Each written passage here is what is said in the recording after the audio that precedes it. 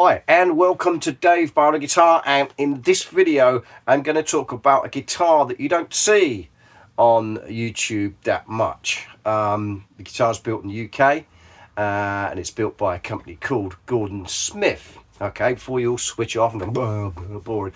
They're not boring guitars at all. I'll give you a little bit of backstory just before I show you this guitar, which will blow your mind, right?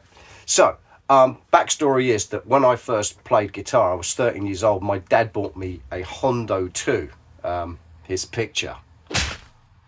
And I played that guitar for quite a bit. And I played it in the first band I was into, and I kind of loved it.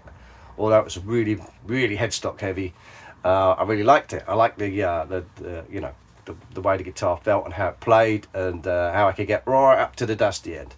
So yeah, so I always thought to myself, I'll get another one of those when I can find one I like, and I never did. I even tried an SG and it didn't completely work out for me. But anyway, long story short, probably about 15 or 20 years ago, I acquired a Gordon Smith Flying V, which, if you know this channel, you've probably seen that. Here's the picture. Anyway, so, and it's a great guitar. I love it to bits, and I'm always working on it because I have so much trouble with it. I think I've solved it because I've done so many modifications to it. I'm always fiddling with it. It's like an old motorbike, you know. But anyway, so, recently I was in a position where I could purchase one of these guitars. They do come up secondhand a little bit more these days. But not the kind of finish I wanted, and I thought, well, I see one on eBay, and I purchased it. So without me going on and on and on and boring the tears off you, let's just go to the guitar, have a look at it, so I can show you what we got. Then obviously we'll do a playthrough and all that kind of stuff, and you can see exactly what you get for your money. Just a note, just in case I forget to say this, is that I bought this guitar second hand, but when I opened up and had a look at the guitar itself, it doesn't look like it's been played. So anyway, in case I forget that, let's crack on and have a look at this guitar. Right, this is our first. Let's have a look at this guitar. Obviously, we'll look at it in detail in a sec, but let me just show it to you.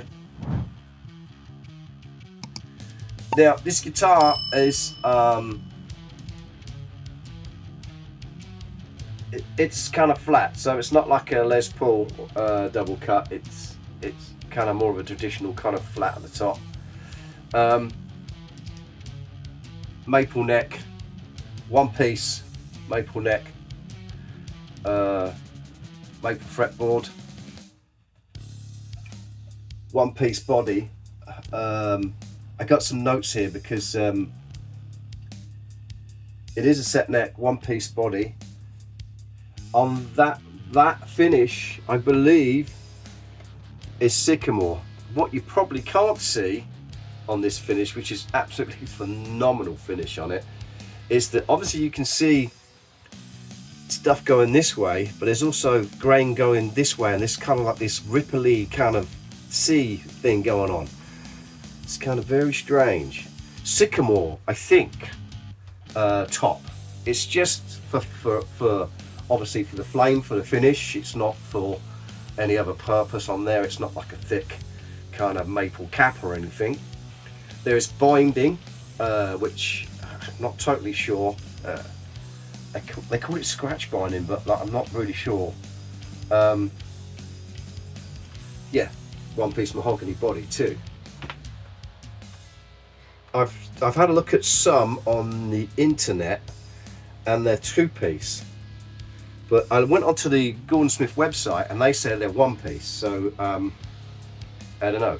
Obviously it's got Gordon Smith pickups in because they make their own pickups, which I'll come to later. The knobs on it here aren't the original ones. They did come with black knobs, but two of them broke in transit. They just cracked. And obviously you got push pulls on the volume for single coil sounds, three-way toggle switch. Okay, so that's kind of like the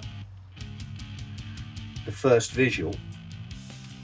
Just on the back, just so you can see, it's got the number on it and it says handcrafted in the UK, which it is. These are hand built in the UK. I don't know what tuners they are,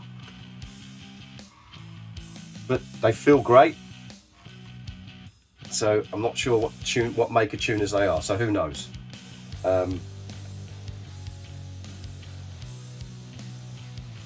Yep, that's about it in terms of visual. So next job is let's put it on the bench and just have a deeper look as to what's going on with this guitar, and I got some more details about it too. So let's crack on with that. Right, here's the guitar on the bench in the case that it came in. Talk about that in a sec. Just run up and down it one more time, just so you can see the beauty of the thing. It's a marvelous looking instrument. Anyway, so let's begin with how it arrived, because it's kind of important. You know, when you buy a guitar on the internet and you don't really know what you're going to get until it arrives. And there you go. Anyway, so it came in that box over there, and it came in this case, which is a Gordon Smith case, and which I might add, looking at this case, is a very nice case. It is one of the better ones. Reminds me of a kind of a Gator case or something like that.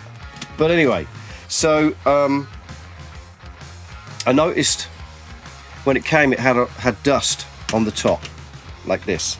Not on the back, not on the front. Dust was on the top. So I'm assuming whoever had it sitting somewhere like that, because all the dust was on top. You can still see there is some dust, which I still haven't got off it. Let's pull the guitar out for a sec.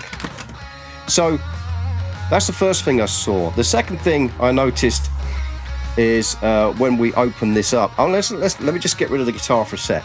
Let's just move that precariously on an amp. So so in there, got some paperwork.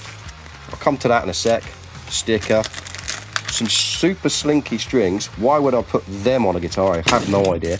And so another sticker, and a cleaning case, and a truss rod adjustment, which I'm coming to. Oh, and something else. Born to the punk parents. Yes, because born to punk parents, because this company was started in 1974, and most of the guitars they handmade at that time was going to punk rockers.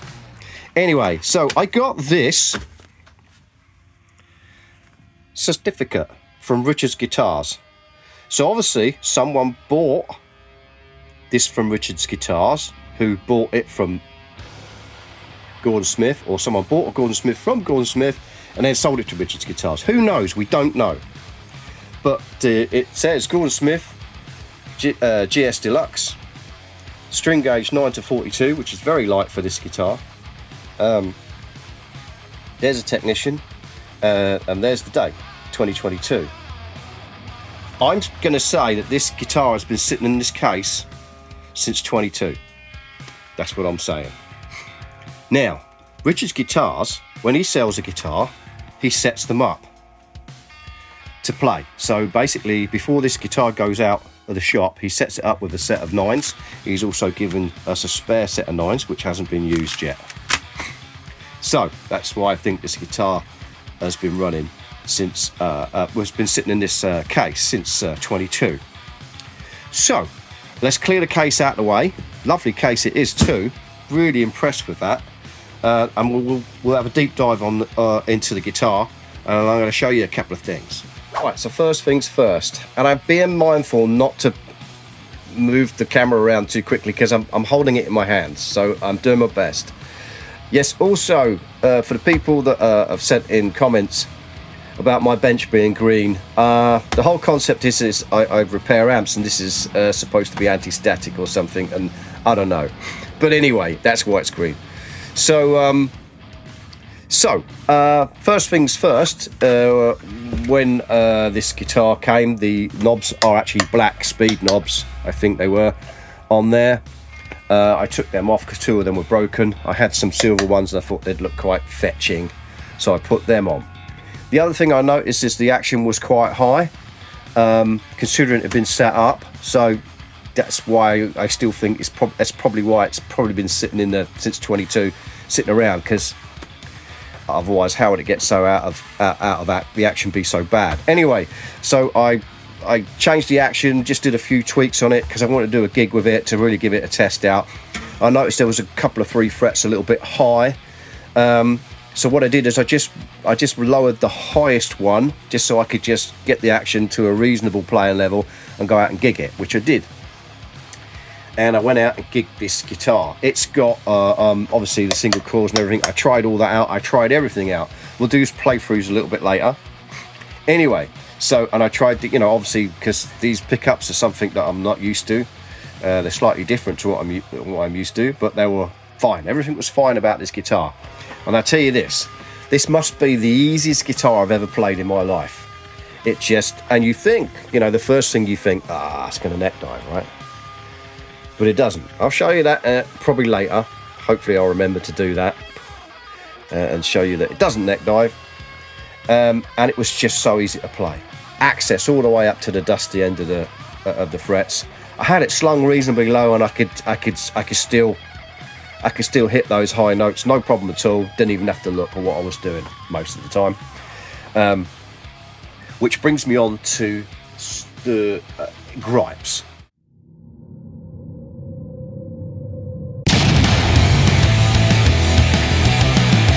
So if I had any gripes about this guitar, the first thing I would say is these dot inlays. Now you think that why would I have a problem with these dot inlays? Well, in a slightly darkened stage or club, I could hardly see those little dots. Now obviously I'm a little bit older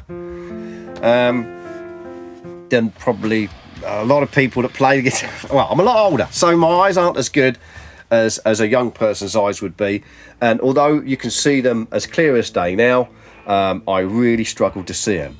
Again, on the upside of things, that most of the stuff I was playing that night I kind of played lots and lots, so I could just probably didn't have to look most of the time anyway. But anyway, so there we are. That's my gripe with that. I think that's my only gripe, apart from it needs a proper setup and a fret dress. I'm coming to the frets, but let's go from top to toe. So, headstock, if I had my way, I'd have a black headstock, but you know, that's the way it came, second hand. Tuner's perfectly fine. It's got a brass nut on it.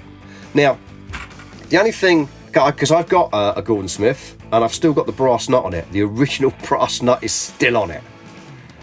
And that V is from 82, and I've played it to death. But anyway, so there's a brass nut. Now, to me, that brass nut is slightly short on this side, and it's exactly right on this side, or more or less. That's the first thing. I just thought that was a bit odd. Could have cut it to the right size, Gordon Smith. Do you know what I mean? The other thing I noticed as well is that, because I've got a Gordon Smith, is you might not be able to see it here, but you've got 2 screws which hold it into the fretboard, and you can see that those screws aren't flush because they're going in at a slight angle. There might be a good reason for that, but on my 82 Gordon Smith, they go in absolutely completely flush. So just so you know that. The other thing I noticed while I was playing was the frets. Now, these are, and let me see if I can get closer. Now, when you look, I mean, it's very hard to show you on when we're doing with a video camera like this, or a phone camera. But I don't know if you can see that or not. And I might take a close-up picture and see if we can get a little bit better. Is that this guitar, it's got like medium jumbo frets, or jumbo frets, if you like, and this guitar has been leveled, and I would say let me put this in a nice way, an attempt at crowning. So they're kind of not flat on the top, but they're not really crowned properly. So obviously someone's had a crack. Well, I'm sure it's not Gordon Smith themselves, maybe somebody else. I'm not blaming you, I'm just saying this is what I found. Hopefully all the guitars aren't like this, but they've been leveled and not really crowned in the way in which I'm used to seeing guitars get crowned. It's not a gripe as much, it's just that now the frets, to me, are near enough for my likes. I would refret this guitar without thinking twice about it, because it's just got to the point. It's just at the point where I've got too much flesh, just too much flesh on the fretboard for my liking. And you know, when you're playing for 2 hours, when you're playing for maybe half an hour, you might not notice it so much. But when you're doing the 2 hour sessions, it starts getting hard work. So what I did, actually, a little trick for you, just in case you didn't know this, I found this works great, is if you've got low frets, just put lighter strings on and you'll find it's just easier to play with the light strings. So that's what I did with this. I didn't use 9s, I took the 9s off because they're way too light, but I used a hybrid set. So I've sort of, these are from a 10 set and these are from a 9 set. So it's a hybrid sort of 10 set, I suppose. I think they're 1042s rather than 942s. No, they're not. They're 946s. What am I talking about? 946s rather than 942s. 942 is standard gauge. 946 is the hybrid gauge, I believe. So that's what I got here. Hey, I'm going on quite a lot, and I'm sorry about it, but I'm just quite excited that you just don't see many of these guitars, and you don't get an in-depth review on these guitars. Other than what the gripes I've just come up with, this is a fantastic bit of kit, and I'm going to let you into a little bit of a secret. If you haven't fast-forwarded by now, I'm actually going to sell this guitar. And the reason why I'm going to sell this guitar is because I'm going to sell the guitar, keep the money, and then I'm going to go down to Gordon Smith, and then I'm going to get them to make me one like this, but with my specs, because they're that good. And I'm going to get one of these, this model, but with my specs. And that's what I'm going to do, because this guitar completely blew me away in terms of playability. And to be honest with you, when you get to my age, it's about playability, not about how the bloody thing looks so much, although I do care a little bit how it looks. But I think it's well worth doing. Definitely well worth doing. For those of you with a keen eye, yes, I did overwrap the tailpiece. There's really no need to overwrap the tailpiece on this guitar. I mean, look at that silly angle I got. But I played it for 2 hours at a gig, and tonally it was phenomenal. It's a phenomenal sounding guitar. Obviously you don't have to, do what I do. It's just I do that because it just solves all my string breakage problems. Some people, I can see the comments now. But yeah, I mean, mate, I do 90 gigs a year with setups like this. I don't have any problems. So as far as I'm concerned, if it works for me, it works for me. It may not work for you, but anyway, just let you know that. So anyway, let's go on and let's get the guitar plugged in and play it so you can hear what it does. So this is clean. I just watched me toggling and pulling the switches, and you'll see where I'm at.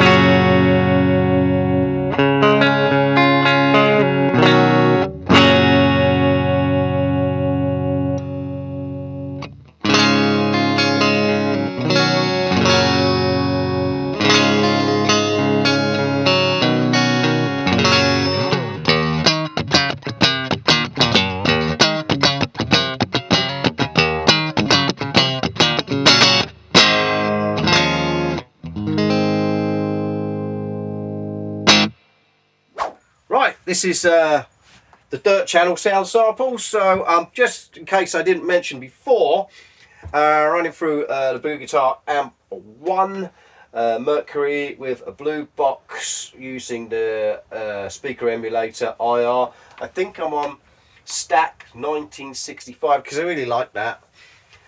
So yeah, here we go.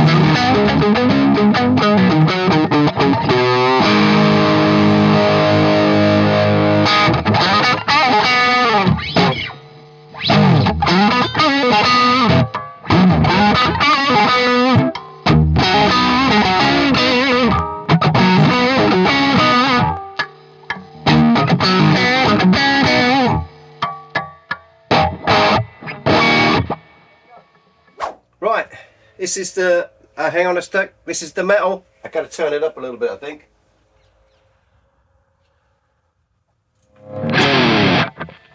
Right, so here we go.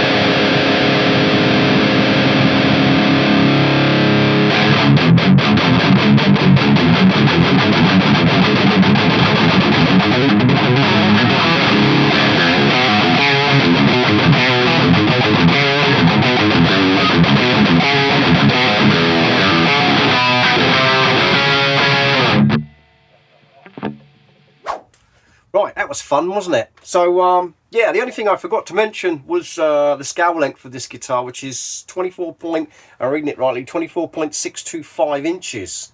So all GS1s, GS2s, GS Deluxe, the semi-solid models, all that scale length there. Other models they do, which are 25.5 scale length, I think T-Graph and Gatsby. So yeah, by all means check out Gordon Smith guitars. Go and have a look. I think you can. I think I was on the website and I was pretty blown away, because you can get a guitar made for you for a lot less than if you buy a Gibson or something like that. It's pretty incredible, really, and they are good guitars. The only other thing that might catch you out a little bit is that the pickups are slightly brighter than your, I would say, probably, you know, the Gibson style pickups. They're just slightly brighter, which I think just helps with the kind of the tapped tone that they have. Really comes alive. So yeah, but that's it from me. That's the Gordon Smith GS2. I thought you'd be interested in looking at that, and I'm looking forward to selling that and getting a customized one from Gordon Smith. So watch this space.